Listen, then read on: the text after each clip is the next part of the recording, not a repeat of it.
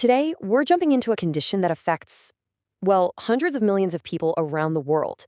It's a story about the body's energy crisis, a tale of two completely different problems that somehow got stuck with the same name, diabetes. All right, let me start by throwing a puzzle at you. What if your body's cells were literally starving in a sea of plenty? I mean, imagine being surrounded by fuel, but unable to use a single drop. That paradox, right there, is the core of what diabetes is all about. So how on earth is that even possible? Well, the answer all comes down to one crucial hormone, insulin. The easiest way to think about it is this. Insulin is the key, and your cells, they have tiny little locks on them. For those cells to get the fuel they desperately need, that sugar or glucose, insulin has to slide into the lock and turn it. It unlocks the door. It's a beautiful, simple system when it works. So, let's get into it. What happens when this simple, elegant system breaks? That's what this is all about, the body's fuel problem. You see, when this whole key and lock system fails, that's when you get diabetes. But the really critical thing to get is how it breaks. Because it's not just one thing going wrong. Nope. It's really a tale of two totally different conditions, and each one has its own unique backstory.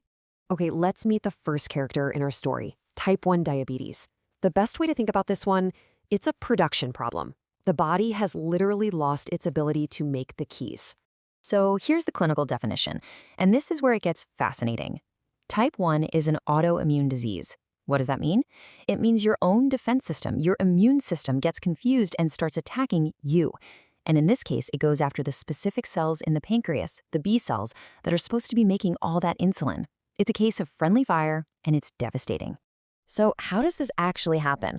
Well, it's kind of like a four-act tragedy. First, you've got a genetic predisposition. Some people are just born a bit more vulnerable. Then along comes some kind of environmental trigger, maybe a virus, that weaks up the immune system. But here's the twist. Instead of just fighting the virus, it tragically turns on itself. It launches this full-blown autoimmune attack and just destroys the body's insulin factory. The end result? Absolute insulin deficiency. The key-making factory is completely shut down. No keys are being made, period. And here's the direct consequence of that. No keys means no way for that glucose fuel to get into the cells. So just like we talked about at the beginning, the cells are starving in a sea of plenty. All that sugar just gets stuck in the blood, building up to really dangerous levels. All right, let's switch gears and meet the second character in our tale, type 2 diabetes. Now, this is a whole different ballgame. This isn't about missing keys. The keys are there.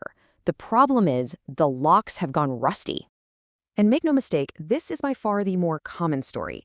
We're talking a staggering 90 to 95% of all diabetes cases. So when you hear about diabetes, odds are this is the one people are talking about. So the way this one develops is completely different. It kicks off with something called insulin resistance. Basically, those locks on your cells get rusty and sticky. They don't want to open. So what does your pancreas do? That key factory goes into overdrive. It starts pumping out more and more insulin, trying to force those stubborn locks open. But, it can't keep that frantic pace up forever. After years of being overworked, the factory workers, those beta cells, they just get exhausted. They burn out. And eventually, insulin production drops off, and there's just not enough to get the job done anymore. So what's making these locks so rusty in the first place?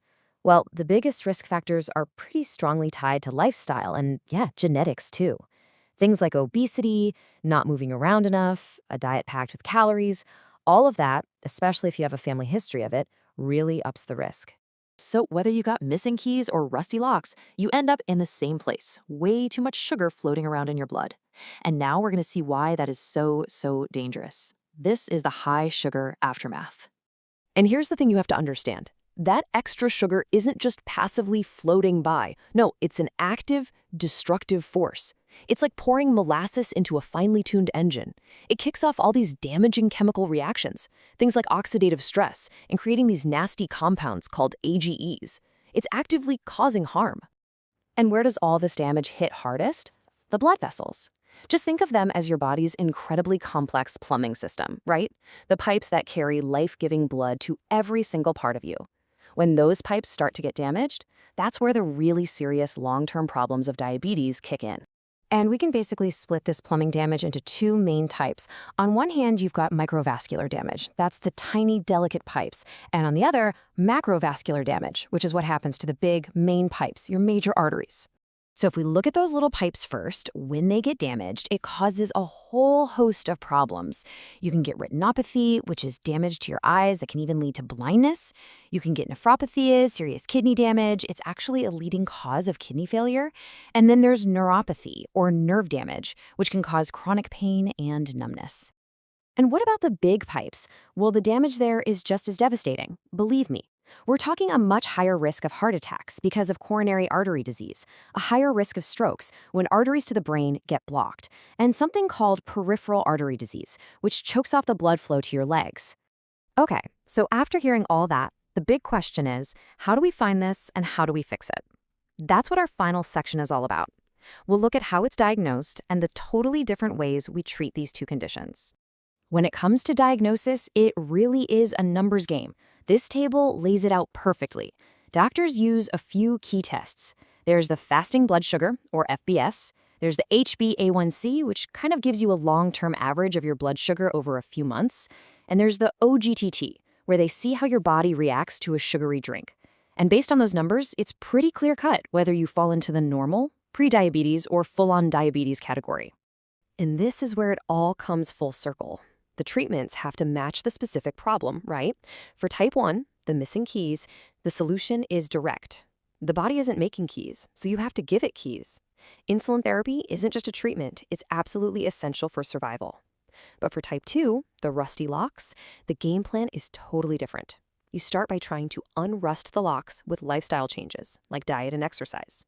You use oral meds to help the body's own insulin work better. Insulin injections, they're usually a later step, only if those other things aren't cutting it anymore. So there you have it. It's not one disease called diabetes, it's a tale of two very different conditions, one of missing keys and the other of rusty locks.